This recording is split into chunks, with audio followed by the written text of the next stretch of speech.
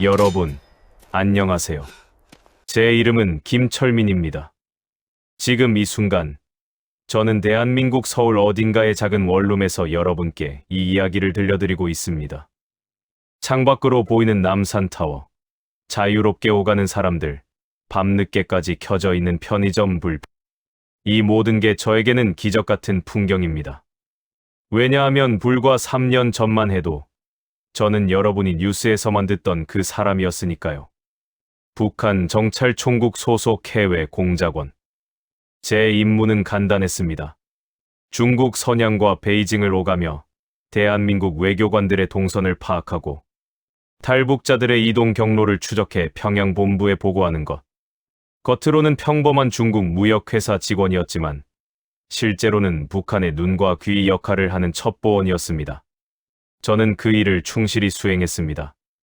의심 없이, 질문 없이, 오직 당과 수령님을 위해서라고 믿으며 매달 받는 평가서에서 동무의 활동은 당의 기대에 부합한다는 문장을 읽을 때마다 저는 자부심을 느꼈습니다.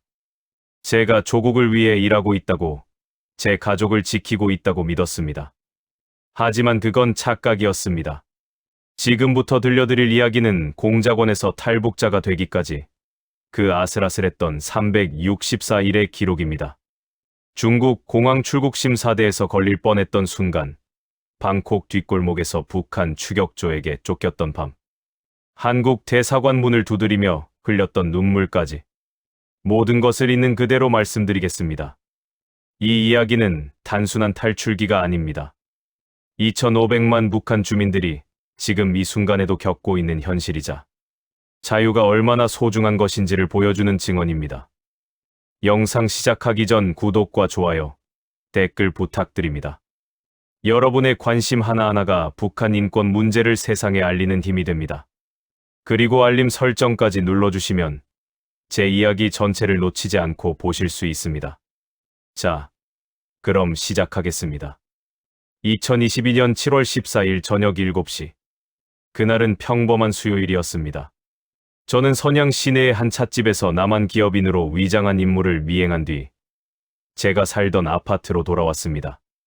엘리베이터를 타고 12층에 내렸을 때 문 앞에 하얀색 봉투가 놓여 있는 걸 발견했습니다. 이상했습니다. 북한 본부에서 오는 지시는 보통 암호화된 이메일이나 연락원을 통해 전달됩니다. 이렇게 직접 문 앞에 봉투를 놓고 가는 경우는 극히 드물었습니다. 뭔가 심상치 않았습니다. 문을 열고 들어가 불을 켰습니다. 손이 떨렸습니다. 봉투 겉면에는 아무 표시도 없었지만 북한 본부 전용 봉인 스티커가 붙어 있었습니다. 저는 천천히 봉투를 뜯었습니다.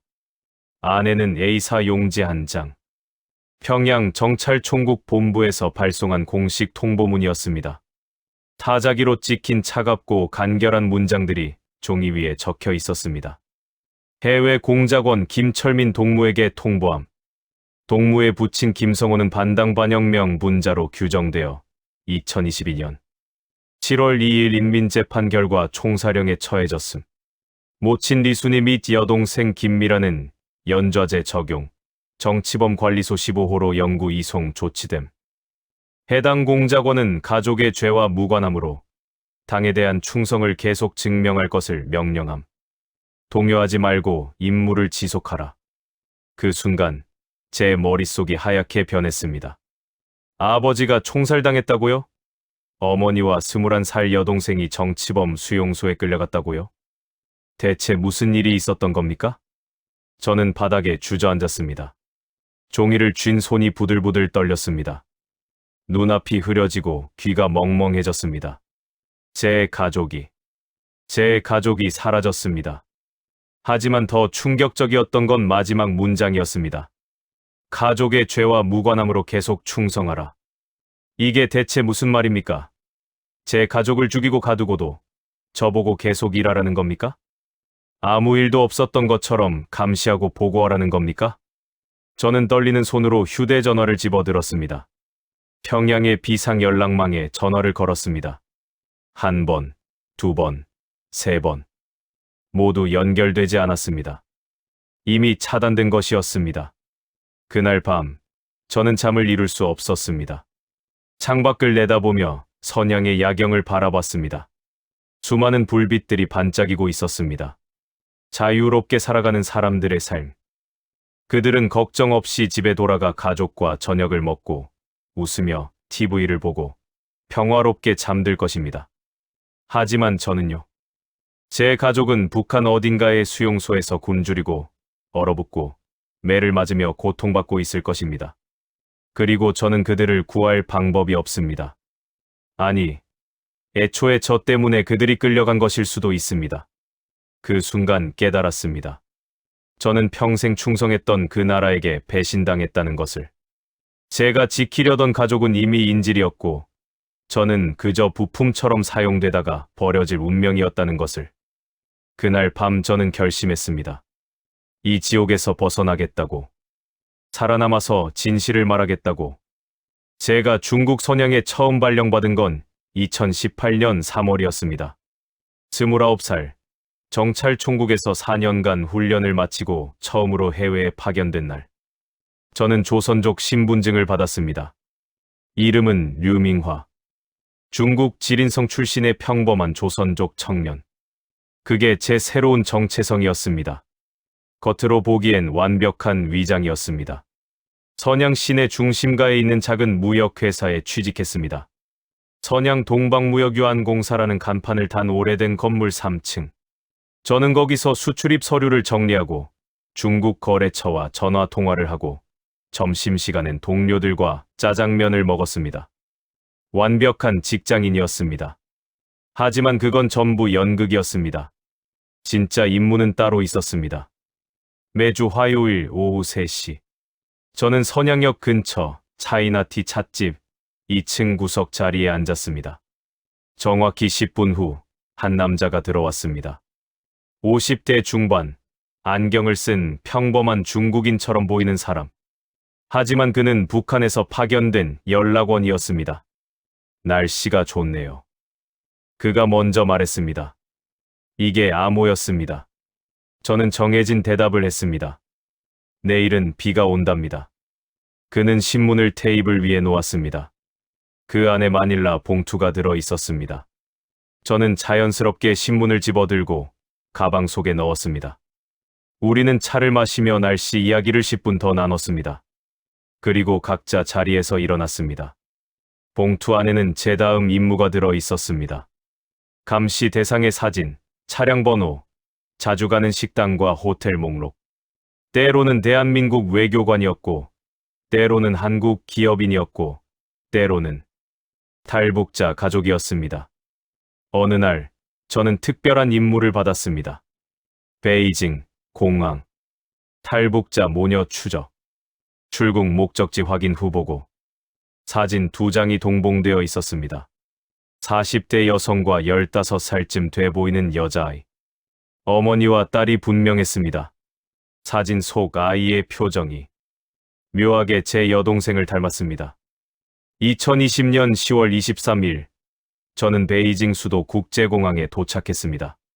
출국장 입구 근처 카페에 앉아 그들을 기다렸습니다. 오후 4시쯤 그 모녀가 나타났습니다. 어머니는 낡은 배낭 하나를 메고 있었고, 딸은 엄마 손을 꼭 잡고 걷고 있었습니다. 저는 멀찍이 서 그들을 따라갔습니다. 체크인 카운터, 타이 항공, 방콕행. 저는 즉시 휴대전화로 사진을 찍었습니다. 항공 편명, 출발 시간, 좌석 번호까지 확인할 수 있었습니다. 평양 본부가 원하는 모든 정보였습니다. 그런데 그 순간 이상한 일이 벌어졌습니다. 딸아이가 엄마를 쳐다보며 웃었습니다. 그냥 웃은 게 아니라 처음으로 안심한 사람의 표정이었습니다. 마치 이제 우리 살았어라고 말하는 것 같았습니다. 그리고 엄마는 딸의 머리를 쓰다듬으며 뭐라고 속삭였습니다. 저는 멈춰 섰습니다. 제 손에는 그들의 모든 정보가 들어있는 휴대전화가 있었습니다. 이걸 본부에 보고하면 북한은 태국에 있는 공작원들에게 지시를 내릴 것입니다. 그들은 방콕 공항에서 그 모녀를 미행할 것이고 어쩌면 납치를 시도할 수도 있습니다. 그 딸아이는 다시 북한으로 끌려갈 것입니다. 수용소로 가거나 처형당하거나. 저는 화장실로 갔습니다. 거울을 보며 제 얼굴을 한참 쳐다봤습니다. 나는 지금 무슨 짓을 하고 있는 거지? 평양에 있는 제 여동생 얼굴이 떠올랐습니다. 21살, 평양경공업대학 3학년. 제가 보낸 달러로 겨우 생활하는 그 아이. 만약 제가 임무를 소홀히 하면 제 여동생도 저 딸아이처럼 끌려갈 것입니다. 저는 휴대전화를 꺼내 사진들을 확인했습니다. 그리고 평양 본부로 전송했습니다. 보고서는 간결했습니다. 대상 확인. 타이항공 TG674편 탑승. 방콕행. 현지 시간 1840 도착 예정. 전송 완료. 저는 다시 출국장으로 나왔습니다. 그 모녀는 이미 보안 검색대를 통과한 뒤였습니다. 딸아이가 마지막으로 뒤를 돌아보는 게 보였습니다. 그리고 엄마 손을 잡고 사라졌습니다.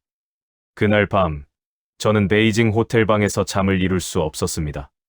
제가 보고한 정보 때문에 그 아이가 다시 지옥으로 끌려갈 수도 있다는 생각. 하지만 보고하지 않으면 제 가족이 위험해진다는 공포. 그 사이에서 저는 무너지고 있었습니다. 새벽 4시쯤 휴대전화가 울렸습니다. 평양 본부였습니다. 동무의 보고 잘 받았네. 훌륭한 임무 수행이었어. 당이 동무의 충성을 높이 평가하네. 전화를 끊었습니다.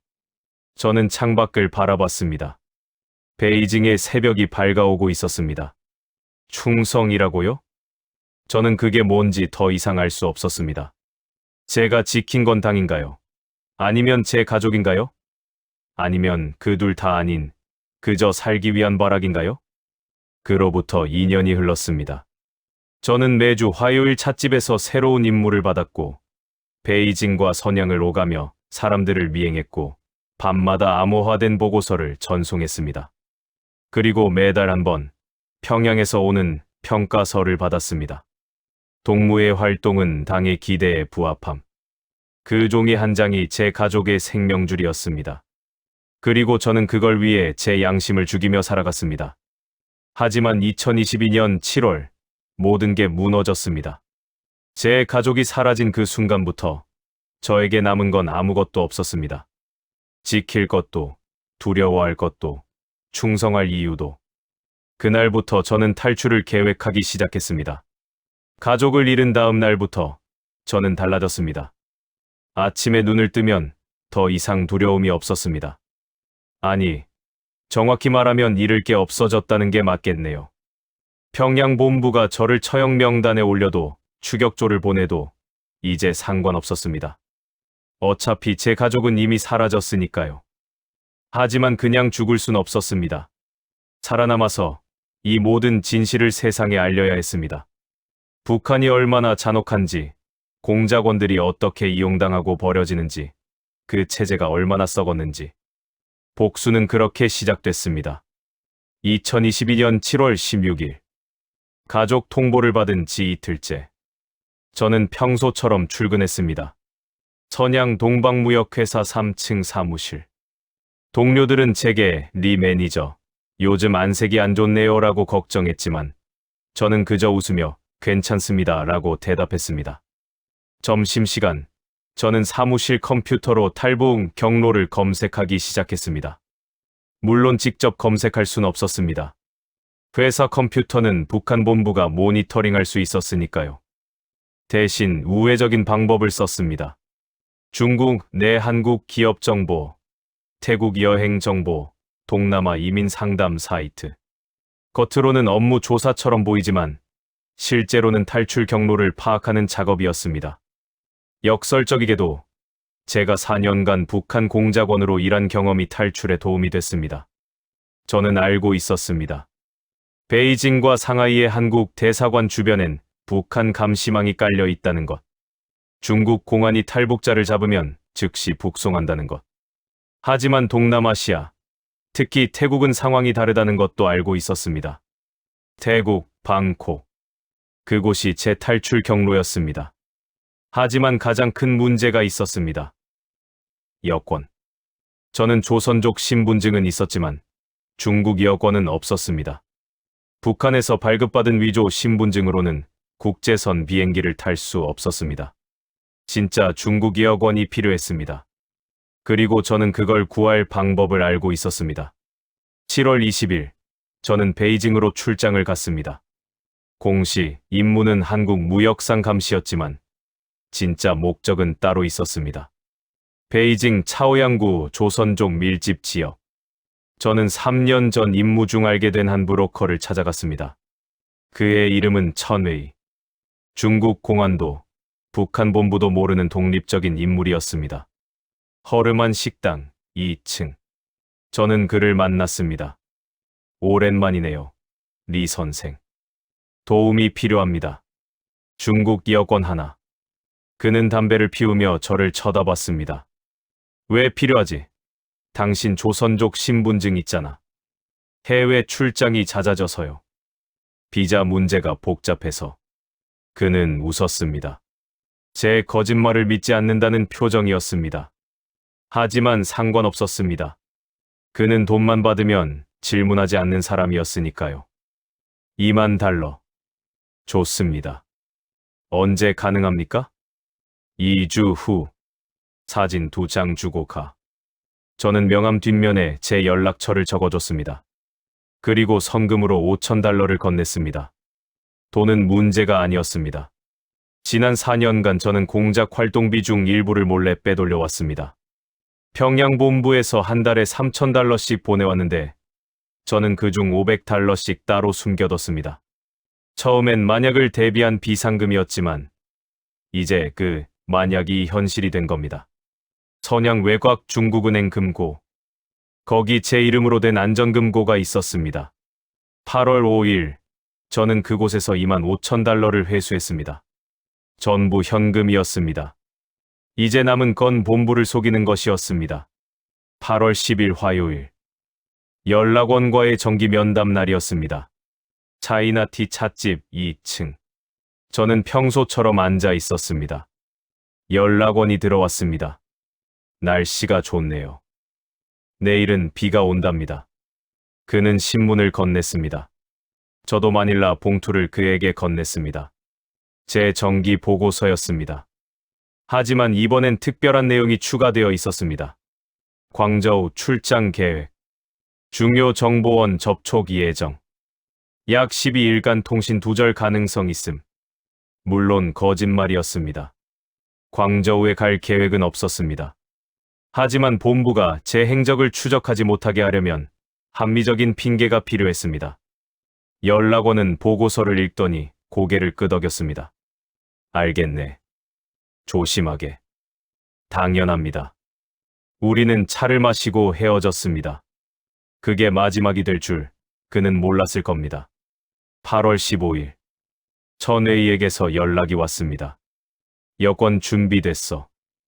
만나자. 저는 베이징으로 갔습니다. 같은 식당 2층에서 그를 만났습니다. 그는 갈색 봉투를 건넸습니다.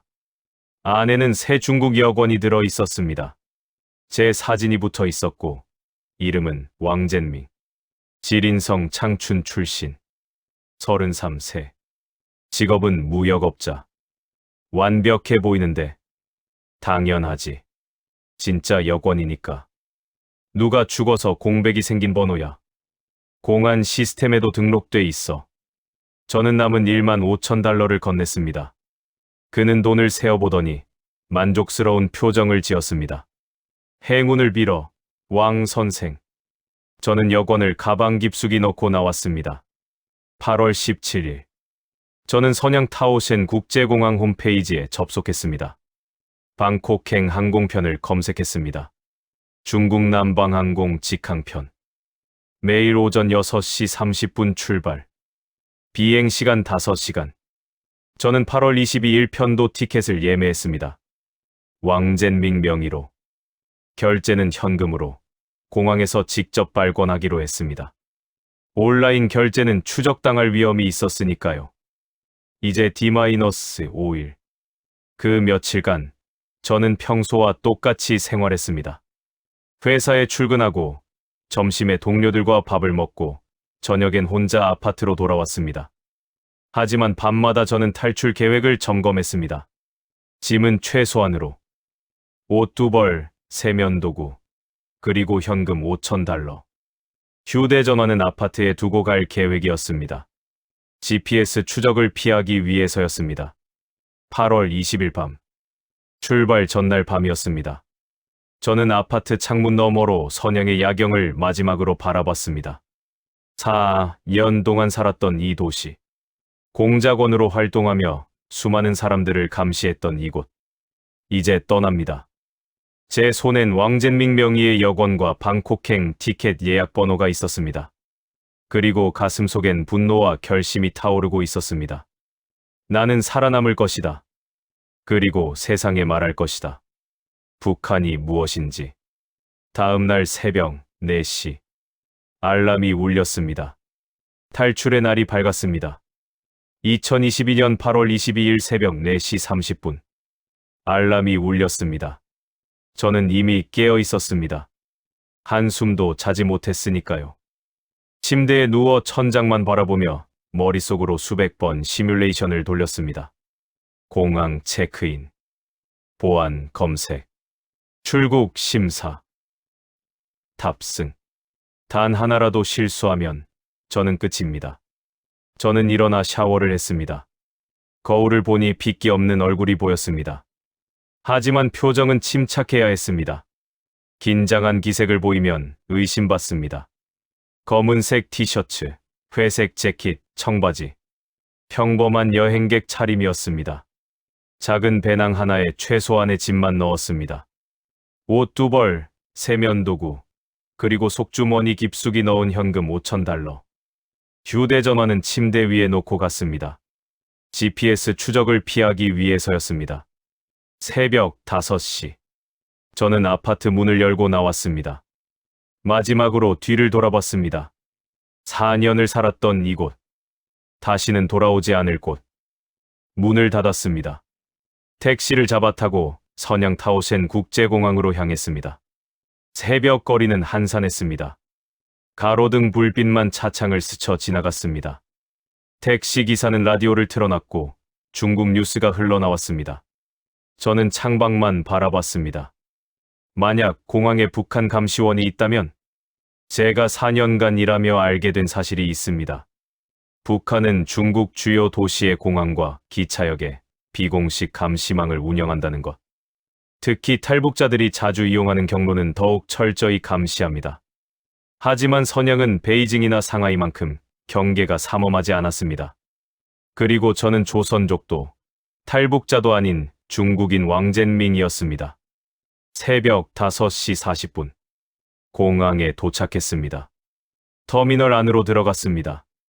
이른 시간인데도 사람들이 꽤 많았습니다. 출장 가는 비즈니스맨들, 여행 가는 가족들, 배낭을 맨 젊은이들. 저는 중국 남방항공 카운터로 갔습니다.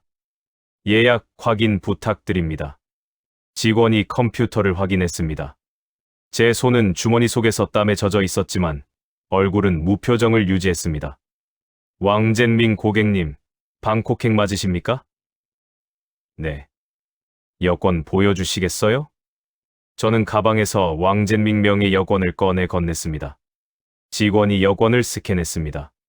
컴퓨터 화면을 보는 그녀의 표정을 저는 숨죽이며 지켜봤습니다. 제발 아무 문제 없기를. 짐 붙이실 거 있으세요? 아니요. 기내 수화물만 있습니다. 편도 항공권이시네요? 방콕에서 돌아오는 일정은요? 현지에서 결정할 예정입니다. 일정이 유동적이어서요. 그녀는 잠시 저를 쳐다봤습니다. 의심하는 건지, 그냥 확인하는 건지 알 수 없었습니다. 알겠습니다. 탑승권 여기 있습니다. 좋은 여행 되세요. 첫 번째 관문 통과. 저는 보안 검색대로 향했습니다. 줄이 길었습니다. 약 30명 정도가 앞에 서 있었습니다. 기다리는 동안 저는 주변을 살폈습니다. 혹시 이상한 사람이 있는지, 저를 주시하는 시선이 있는지. 그때 제 시선이 멈췄습니다. 출국장 입구 근처. 검은색 재킷을 입은 남자 둘이 서 있었습니다. 그들은 지나가는 사람들을 유심히 관찰하고 있었습니다. 중국 공안 아니면 제 심장이 빨리 뛰기 시작했습니다. 그중 한 명이 제 쪽을 쳐다봤습니다. 눈이 마주쳤습니다. 저는 재빨리 시선을 돌렸습니다. 태연한 척, 휴대전화를 보는 척했습니다. 하지만 휴대전화는 아파트에 두고 왔기에 저는 그냥 가방을 뒤적였습니다. 몇 초가 지났습니다. 그는 다른 곳으로 시선을 돌렸습니다. 저는 천천히 숨을 내쉬었습니다. 다음 분. 제 차례였습니다. 저는 배낭을 엑스레이 기계에 올려놓고 금속 탐지기를 통과했습니다. 경보음이 울렸습니다. 제 심장이 철렁 내려앉았습니다. 벨트 풀어주세요. 보안 요원이 말했습니다. 저는 벨트를 풀어 바구니에 넣고 다시 통과했습니다. 이번엔 경보음이 없었습니다. 괜찮습니다. 가세요. 두 번째 관문 통과. 이제 가장 위험한 단계였습니다. 출국 심사. 저는 출국 심사대 앞줄에 섰습니다. 제 앞에 10명 정도가 있었습니다. 한 명씩 통과할 때마다 제 차례가 가까워졌고 긴장감도 높아졌습니다. 그런데 갑자기 옆 라인에서 한 남자가 제지당했습니다. 40대 중반쯤 돼 보이는 중국인이었습니다. 심사관이 그를 따로 불러내 추가 신문을 시작했습니다. 여권에 문제가 있는 것 같았습니다. 저는 눈을 돌렸습니다. 절대 관심을 보이면 안 됐습니다. 다음. 제 차례였습니다. 저는 여권과 탑승권을 내밀었습니다. 심사관은 30대 초반의 중국인 여성이었습니다. 그녀는 여권을 받아 스캔했습니다. 컴퓨터 화면을 보는 그녀의 눈. 1초가 10초처럼 느껴졌습니다. 왕젠밍 씨, 방콕 가시는 목적이 뭡니까? 사업차 출장입니다. 어떤 사업이십니까? 무역업입니다. 태국 바이어들과 미팅 예정입니다. 얼마나 체류하실 예정이십니까? 일주일 정도요. 그녀가 다시 화면을 봤습니다. 뭔가를 확인하는 듯 했습니다. 제 등에서 식은땀이 흘렀습니다. 그리고 마침내 통과하세요. 도장이 찍혔습니다. 세 번째 관문 통과.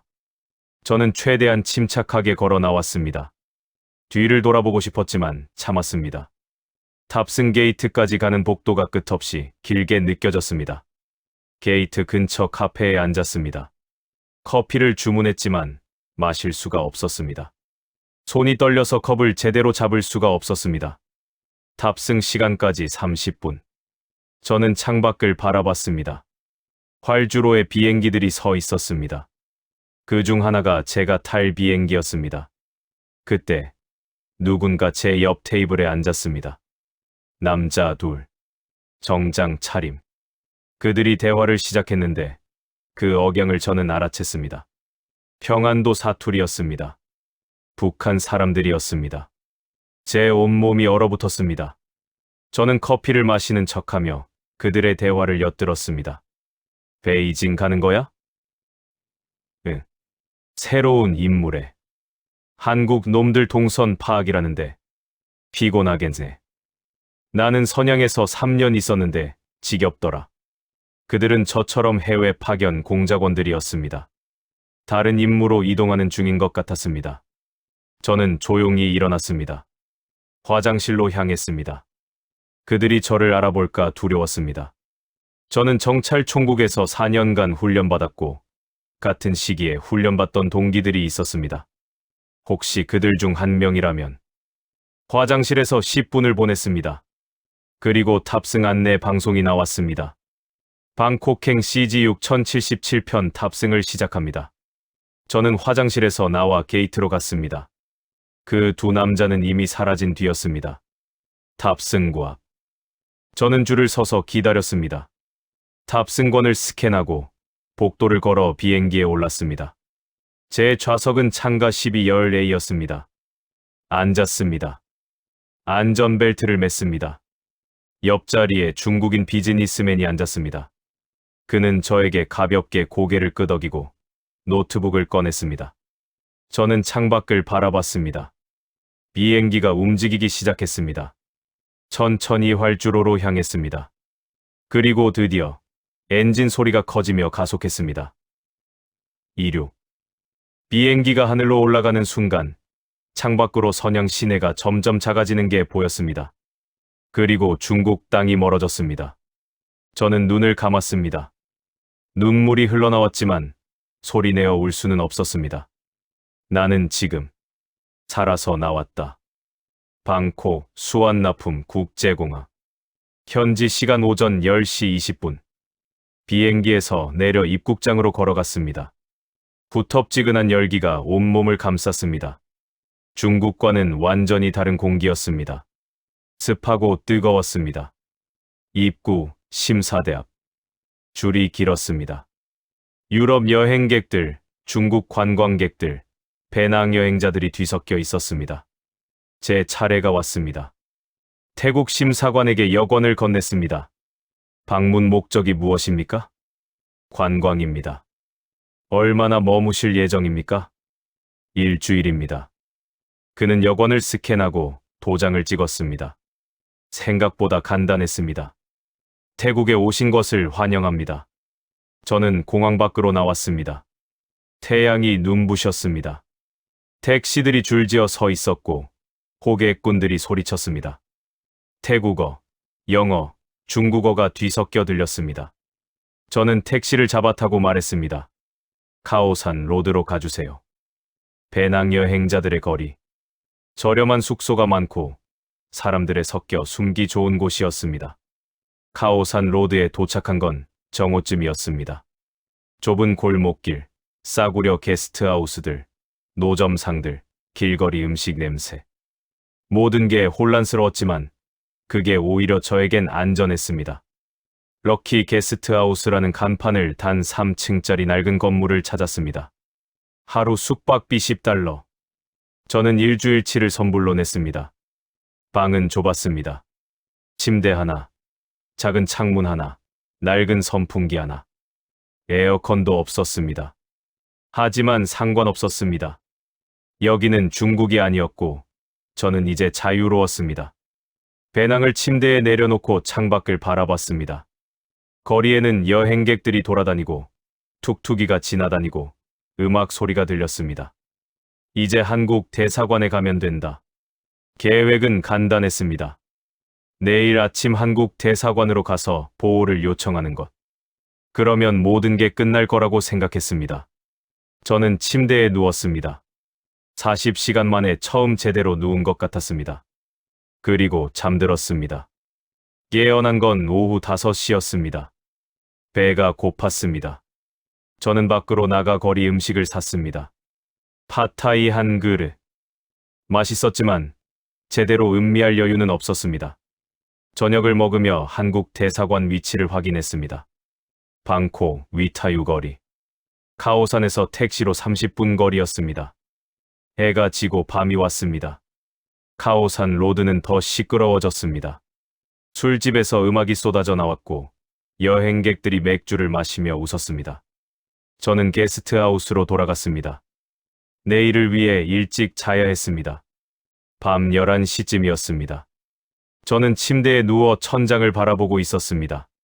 선풍기가 삐걱거리며 돌아갔습니다. 그때 복도에서 발소리가 들렸습니다. 여러 명이었습니다. 천천히 조용히 걸어오고 있었습니다. 제 방 앞에서 멈췄습니다. 제 심장이 빨리 뛰기 시작했습니다. 똑똑. 문을 두드리는 소리. 왕 선생님, 계십니까?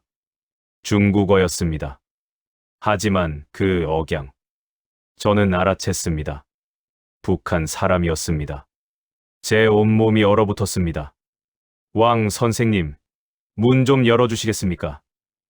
같은 중국 사람인데 잠깐 이야기 좀 하고 싶어서요. 저는 숨을 죽였습니다. 대답하지 않았습니다. 몇 초의 침묵. 그리고 갑자기 쾅!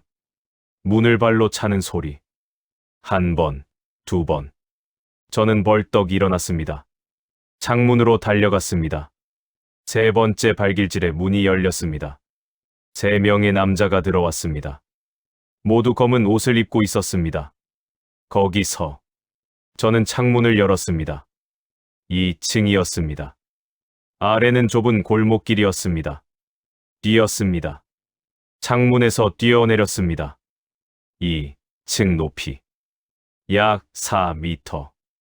떨어지는 순간 다리를 구부려 충격을 흡수했습니다. 정찰 총국 훈련에서 배운 방법이었습니다. 땅에 착지했습니다. 발목에 통증이 왔지만 뛸 수는 있었습니다. 뒤에서 소리가 들렸습니다. 저기다.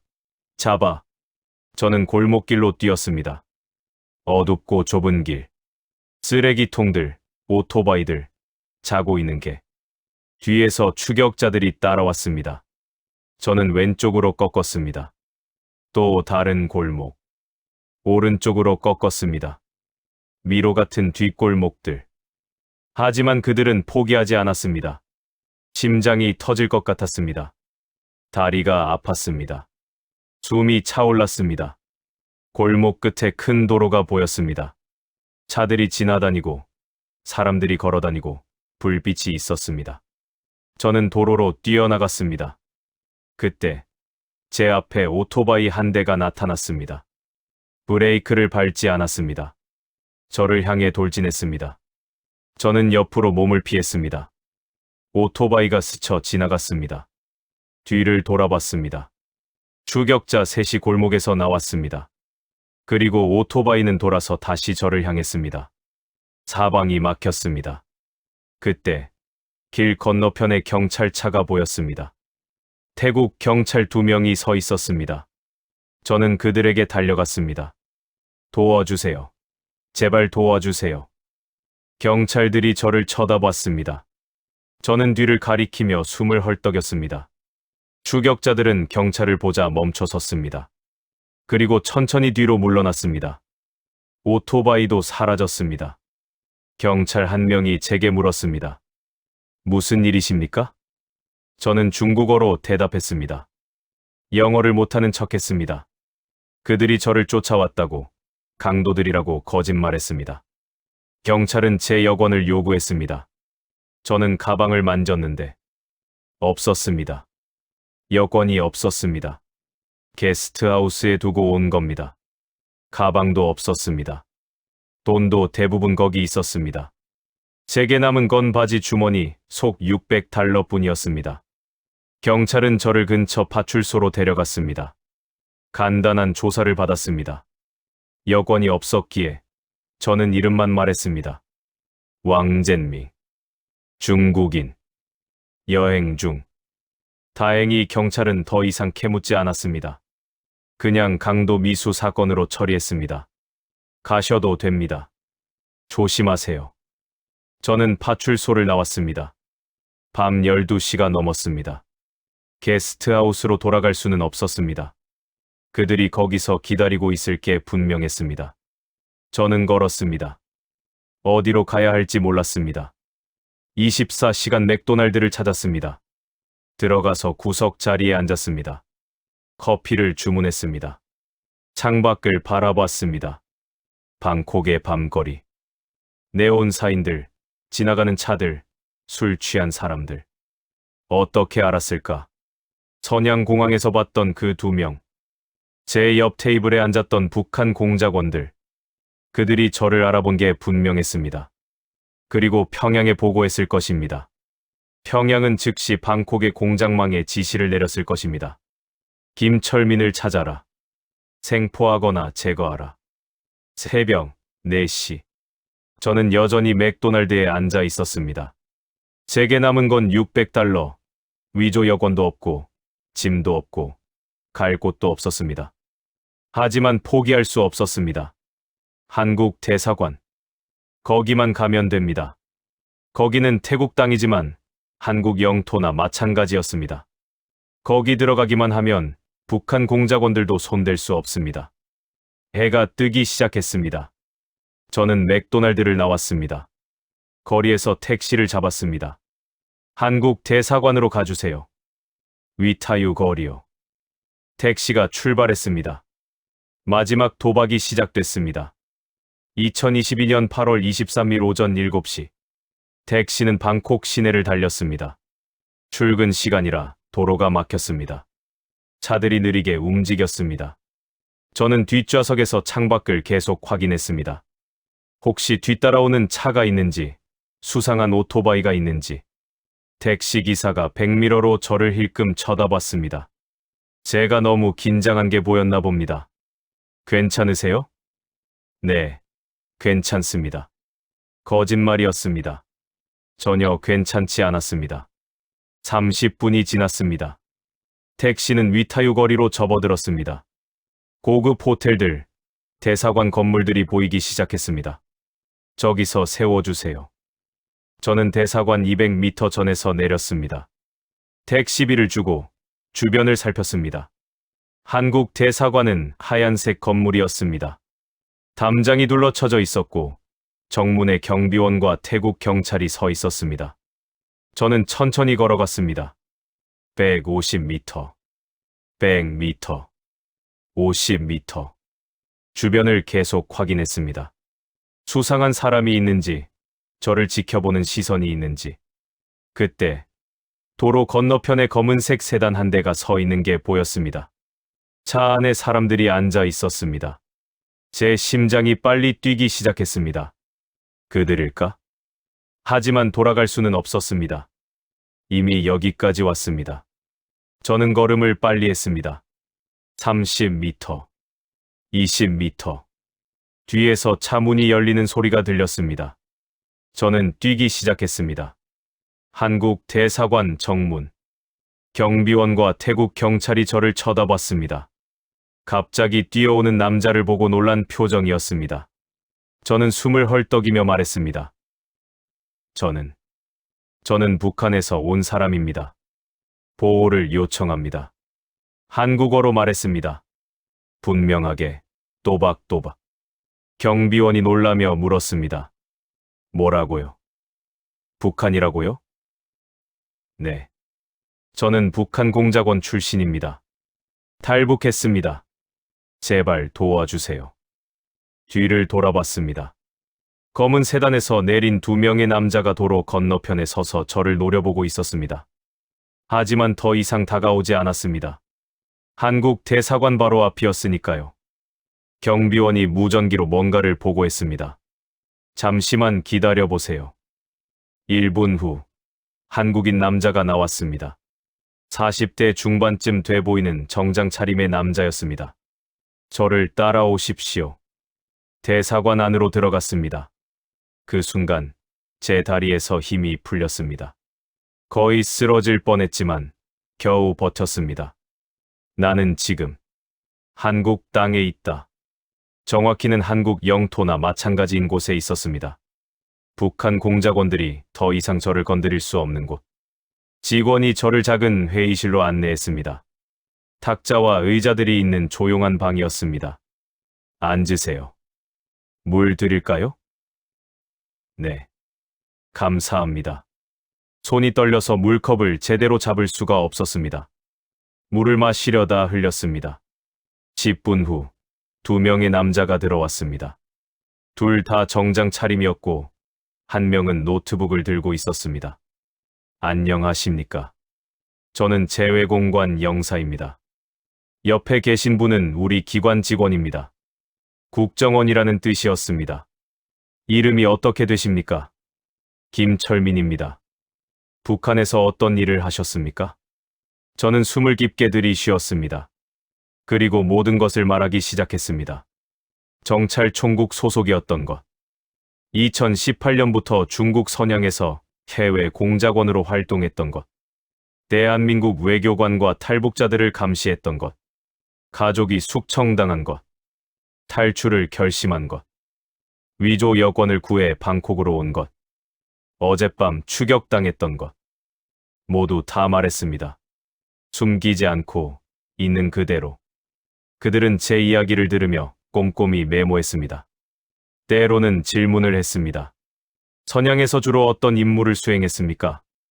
구체적으로 누구를 감시했습니까? 북한 해외 공작망 구조에 대해 아는 게 있습니까?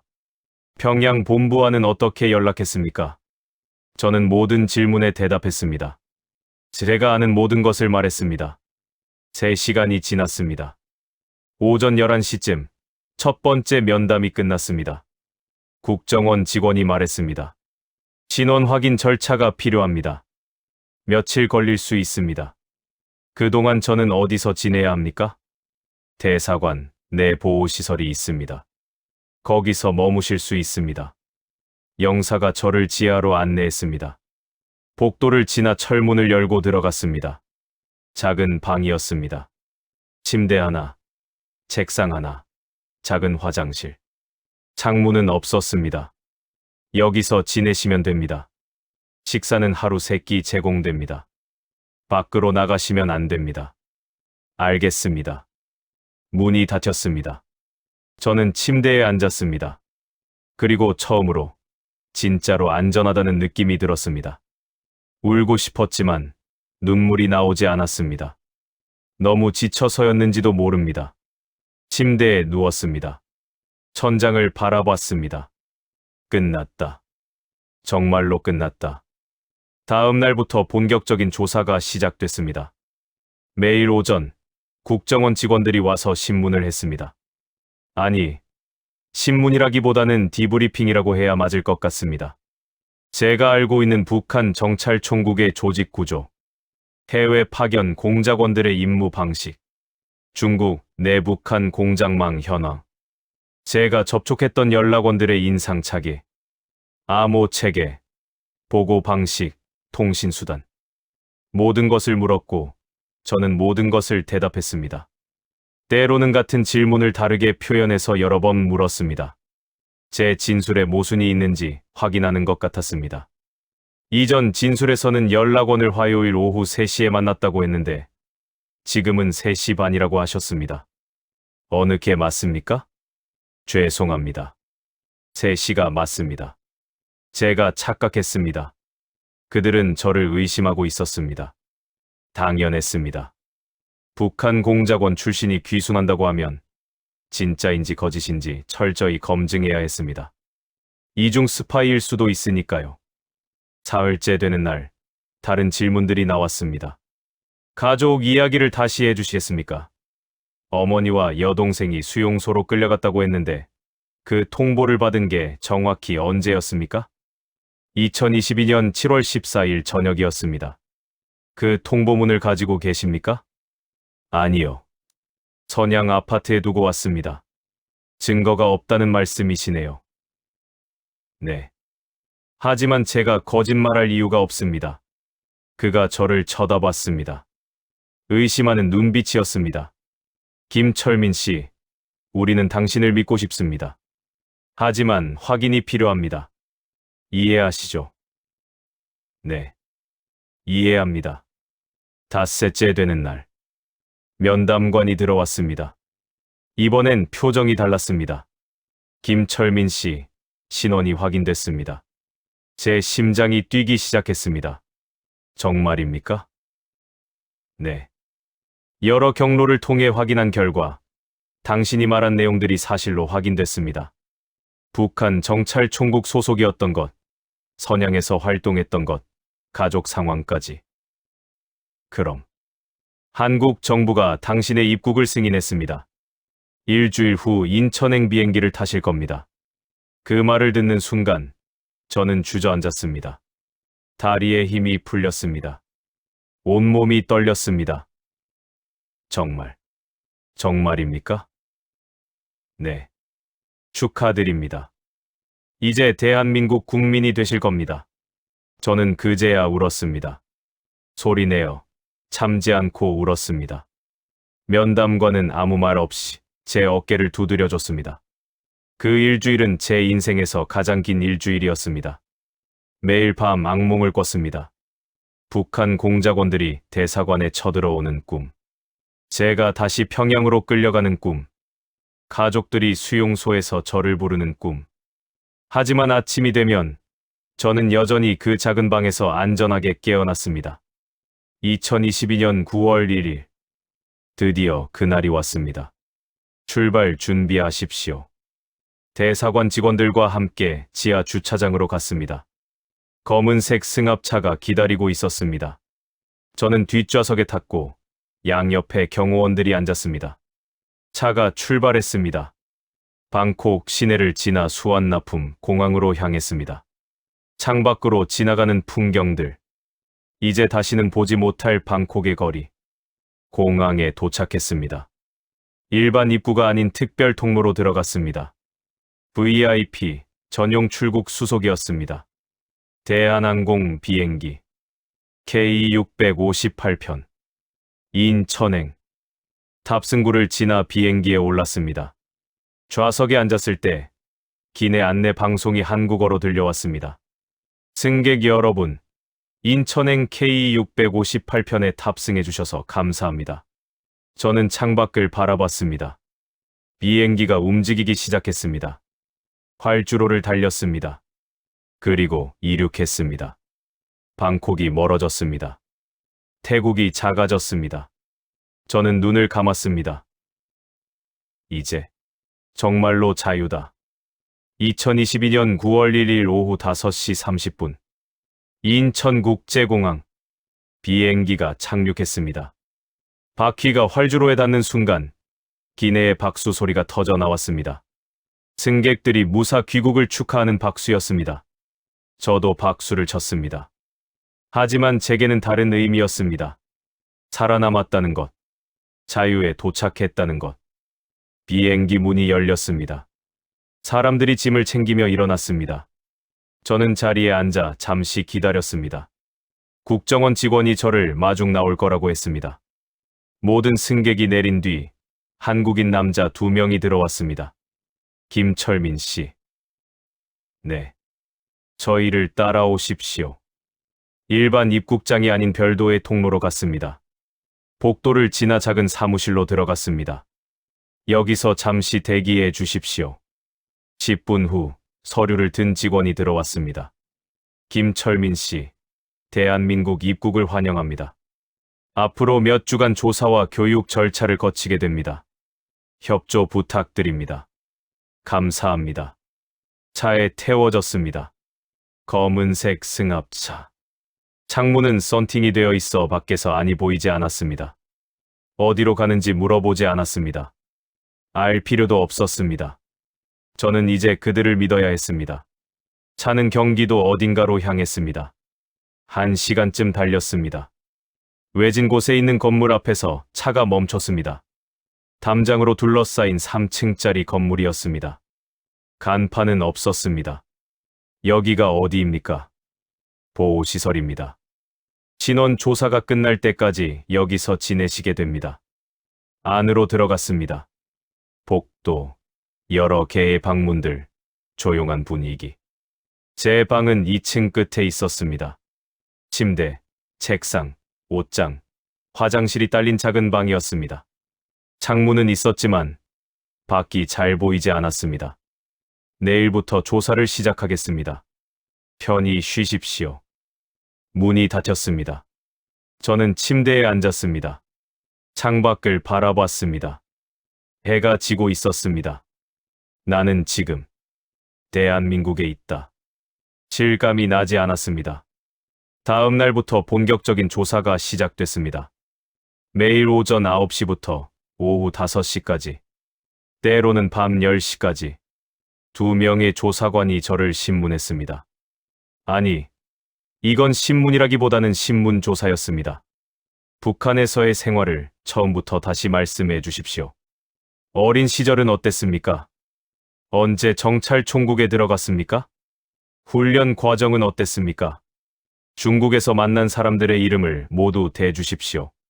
당신이 보고한 정보 때문에 피해를 입은 사람이 있습니까? 그 질문이 가장 고통스러웠습니다. 있습니다. 누구입니까? 베이징 공항에서 탈북 모녀를 추적해 보고했습니다. 그들이 어떻게 됐는지는 모릅니다. 조사관은 메모했습니다. 표정이 없었습니다. 그것 때문에 괴로우십니까? 네. 매일 밤 꿈에 나옵니다. 하지만 당신은 보고하지 않으면 당신 가족이 위험했을 거라고 했죠? 네. 하지만 그건 변명일 뿐입니다. 저는 결국 제 손으로 그들을 지옥으로 보냈습니다. 조사관은 잠시 저를 쳐다봤습니다. 솔직하게 답해 주셔서 감사합니다. 2주가 지났습니다. 같은 질문을 다르게 표현해서 반복해서 물었습니다. 제 진술에 거짓이 있는지, 모순이 있는지 확인하는 것이었습니다. 이전 진술과 다른 부분이 있습니다. 설명해 주시겠습니까? 때로는 말문이 막혔습니다. 기억이 정확하지 않았습니다. 그럴 때마다 솔직하게 말했습니다. 죄송합니다. 정확히 기억나지 않습니다. 추측으로 말씀드리는 것보다는 모른다고 하는 게 맞을 것 같습니다. 3주가 지났습니다. 어느 날 조사관이 말했습니다. 김철민 씨, 신원 조사가 끝났습니다. 통과했습니까? 네. 당신의 진술이 사실로 확인됐습니다. 이제 하나원으로 가시게 됩니다. 하나원이 뭡니까? 북한 이탈 주민 정착 지원 시설입니다. 거기서 한국 사회 적응 교육을 받으시게 됩니다. 2022년 10월 5일. 저는 경기도 안성에 있는 하나원에 도착했습니다. 넓은 부지에 여러 건물들이 있었습니다. 기숙사, 교육관, 식당, 운동장. 입소 설명회에서 직원이 말했습니다. 여러분은 앞으로 12주간 이곳에서 지내시게 됩니다. 한국어 교육, 사회 적응 교육, 진로 상담 등을 받으실 겁니다. 열심히 배우셔서 한국 사회에 잘 정착하시길 바랍니다. 교육생은 약 50명이었습니다. 나이도, 출신 지역도, 직업도 다양했습니다. 함경도에서 온 아주머니, 평양에서 온 대학생, 양강도 출신 청년, 그리고 저처럼 특수한 경력을 가진 사람도 몇 명 있었습니다. 첫 주는 혼란스러웠습니다. 모든 게 낯설었습니다. 한국어는 같은 언어지만 실제로는 북한과 너무 달랐습니다. 버스 타시려면 저기서 교통카드 찍으셔야 해요. 교통카드가 뭡니까? 핸드폰으로도 찍을 수 있어요. 핸드폰으로 버스비를 낸다고요? 수업 시간에 배운 것들. 스마트폰 사용법, 인터넷 검색, 은행 계좌 만들기, 병원 이용하기, 지하철 타는 법. 하나하나가 새로운 세상이었습니다. 하지만 무엇보다 충격적이었던 건 사람들이 자유롭다는 것이었습니다. 어느 날 쉬는 시간에 한 교육생이 말했습니다. 에이, 정부는 뭐 하는 거야? 지원금이 이것밖에 안 돼? 저는 깜짝 놀랐습니다. 정부를 욕하면 위험하지 않습니까? 그가 웃었습니다. 뭐가 위험해요? 여기는 한국이에요. 정부 욕해도 아무도 안 잡아가요. 주변 사람들도 웃으며 동조했습니다. 맞아요. 여기선 대통령도 욕할 수 있어요. 북한이었다면 그 말 한마디로 정치범 수용소행이었을 겁니다. 그날 저는 깨달았습니다. 자유란 이런 거구나. 정부를 비판해도 끌려가지 않는 것. 하고 싶은 말을 할 수 있는 것. 두려움 없이 살아가는 것. 시간이 흘렀습니다. 10주째가 됐을 때 진로 상담을 받았습니다. 김철민 씨, 앞으로 어떤 일을 하고 싶으십니까? 잘 모르겠습니다. 공작원 경력 때문에. 일반 회사는 어려울 것 같습니다. 북한 정보 분석 분야는 어떻습니까? 통일부 산하 기관에서 일자리가 있습니다. 제가 할 수 있을까요? 당신의 경험이 큰 도움이 될 겁니다. 2022년 12월 20일 하나원 수료식이 있었습니다. 수료증을 받으며 저는 생각했습니다. 나는 이제 대한민국 국민이다. 수료 후 저는 서울에 정착했습니다. 정부 지원으로 작은 원룸을 얻었습니다. 관악구 신림동의 투룸. 월세 30만 원. 통일부 산하 기관에서 일하기 시작했습니다. 북한 정보 분석 업무였습니다. 제가 알고 있는 정찰 총국의 활동 방식, 해외 공작망 구조 등을 분석하는 일이었습니다. 첫 월급을 받던 날. 200만 원. 저는 편의점에 가서 삼각김밥과 바나나 우유를 샀습니다. 북한에서는 상상도 못할 일이었습니다. 언제든 가게에 가서 먹고 싶은 걸 살 수 있다는 것. 그날 밤, 저는 한강공원에 나가 앉아 있었습니다. 불빛 가득한 서울 야경을 바라보며 문득 어머니와 여동생 생각이 났습니다. 지금쯤 그들은 어디서 무엇을 하고 있을까? 살아는 있을까? 눈물이 났습니다. 저는 그들을 구하지 못한 죄책감을 안고 살아갑니다. 하지만 동시에 이렇게라도 살아남아서 북한의 진실을 알리는 게 제 임무라고 생각합니다. 2025년 11월. 대한민국에서 살아온 지 3년이 지났습니다. 지금 저는 서울 관악구의 작은 원룸에서 살고 있습니다. 매일 아침 7시에 일어나 출근 준비를 하고 지하철을 타고 통일부 산하 기관으로 출근합니다. 점심시간엔 동료들과 식당에서 밥을 먹고 저녁엔 퇴근해서 집에 돌아옵니다. 평범한 직장인의 삶입니다. 하지만 저에게 이 평범함은 기적입니다. 아침에 눈을 떴을 때 누가 저를 끌고 갈까 두려워하지 않아도 되는 것. 거리를 걸을 때 감시받는다고 느끼지 않아도 되는 것.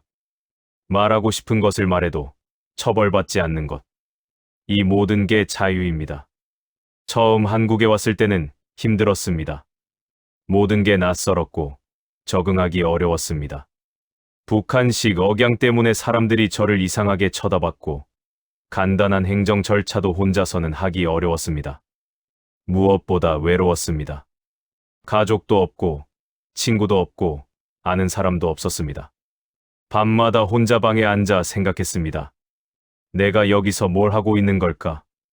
하지만 시간이 지나며 조금씩 적응했습니다. 직장 동료들이 친절하게 대해줬습니다.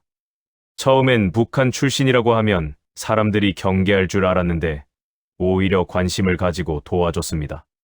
철민 씨, 이번 주말에 우리 집에 놀러 올래요? 와이프가 북한 음식 궁금해한다고 해서요. 은행 업무 도와드릴까요? 처음엔 복잡할 수 있어요. 이 근처 맛있는 식당 알려드릴게요.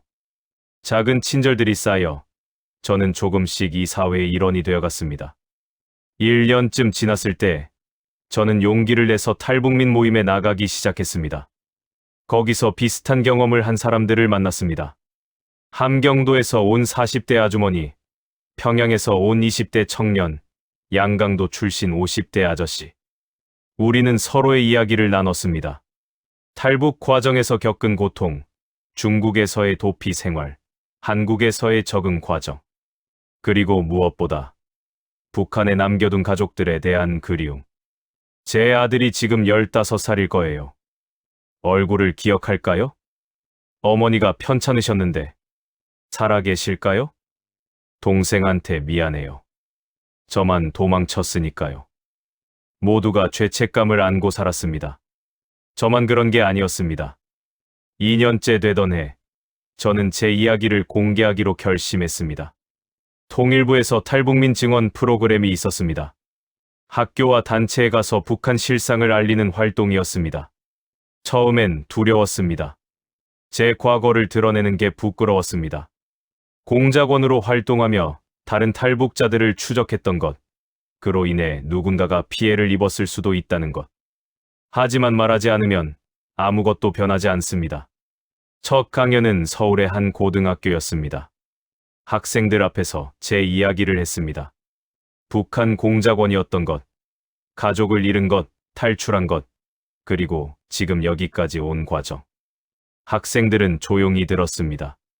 어떤 학생은 눈물을 흘렸습니다. 강연이 끝난 후 한 여학생이 다가왔습니다. 선생님, 질문이 있어요. 네, 말씀하세요.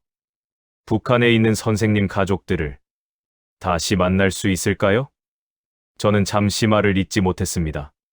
모르겠습니다. 하지만 희망은 버리지 않고 있습니다. 그 학생이 말했습니다.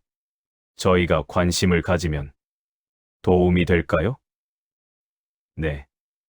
여러분 같은 분들이 북한 인권 문제에 관심을 가져주시는 게 가장 큰 힘이 됩니다. 3년째가 된 지금, 저는 조금씩 안정을 찾았습니다. 직장 생활도 익숙해졌고, 친구들도 생겼고, 한국 사회에 적응했습니다. 하지만 여전히 밤마다 악몽을 꿉니다. 어머니와 여동생이 수용소에서 고통받는 꿈. 제가 추적했던 탈북 모녀가 저를 원망하는 꿈. 북한 공작원들이 저를 추격하는 꿈. 깨어나면 온몸이 땀에 젖어 있습니다. 그럴 때마다 창밖을 봅니다. 서울의 야경, 자유롭게 빛나는 불빛들. 그리고 생각합니다. 나는 살아있다. 자유롭게 숨 쉬고 있다. 얼마 전, 저는 중요한 결정을 했습니다. 제 이야기를 더 많은 사람들에게 알리기로 한 것입니다. 바로 이 영상을 만들기로 결심한 이유입니다. 북한이 어떤 곳인지, 공작원들이 어떻게 이용당하고 버려지는지, 탈북 과정이 얼마나 위험한지, 그리고 자유가 얼마나 소중한지. 많은 사람들이 북한을 뉴스에서만 봅니다. 핵무기, 미사일, 김정은 위원장. 하지만 그 뒤에는 2,500만 명의 사람들이 있습니다. 자유 없이 살아가는 사람들. 말하고 싶은 것을 말할 수 없는 사람들. 매일 굶주리고 감시당하고 두려움 속에 사는 사람들. 제 어머니와 여동생처럼 아무 이유 없이 수용소에 끌려가 고통받는 사람들. 여러분께 부탁드립니다. 북한을 잊지 말아 주십시오. 관심을 가져 주십시오. 북한 인권 문제를 이야기해 주십시오. 여러분의 관심 하나하나가 그곳에 갇혀 있는 사람들에게 희망이 됩니다. 그리고 언젠가 통일이 되는 날, 저는 다시 북한으로 돌아가고 싶습니다. 어머니와 여동생을 찾으러. 그들이 살아있든 그렇지 않든 저는 그들을 찾아야 합니다. 그게 제 마지막 임무입니다.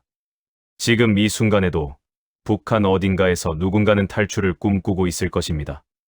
두만강을 건널 기회를 노리고 있을 것입니다. 목숨을 걸고 자유를 향해 달려가고 있을 것입니다. 저는 그들에게 말하고 싶습니다. 포기하지 마십시오. 희망을 버리지 마십시오. 자유는 분명히 존재합니다. 그리고 여기, 대한민국에서 우리가 여러분을 기다리고 있습니다. 마지막으로 제가 배운 가장 중요한 교훈을 나누고 싶습니다. 자유는 공짜가 아닙니다. 누군가는 목숨을 걸고 쟁취해야 했고, 누군가는 가족을 잃으며 얻었고, 누군가는 평생 죄책감을 안고 살아갑니다. 하지만 그럼에도 불구하고 자유는 그 모든 대가를 치를 가치가 있습니다. 여러분은 지금 자유롭게 이 영상을 보고 계십니다. 원한다면 끄실 수도 있고, 댓글을 다실 수도 있고, 공유하실 수도 있습니다. 그 모든 선택이 가능한 것. 그것이 바로 자유입니다. 부디 그 자유를 소중히 여기시길 바랍니다. 그리고 자유 없이 살아가는 사람들을 기억해 주시길 바랍니다. 여러분, 끝까지 들어주셔서 진심으로 감사드립니다. 제 이름은 김철민입니다. 북한 공작원 출신 탈북자이자 이제는 대한민국 국민입니다. 저는 오늘도 내일도 자유롭게 숨 쉬며 살아갈 것입니다. 그리고 북한에 남은 모든 사람들이 해방되는 그날을 꿈꾸며 살아갈 것입니다. 감사합니다. 이 영상이 의미 있으셨다면 구독과 좋아요, 그리고 공유 부탁드립니다. 여러분의 작은 행동 하나가 북한 인권 문제를 알리는 데 큰 힘이 됩니다.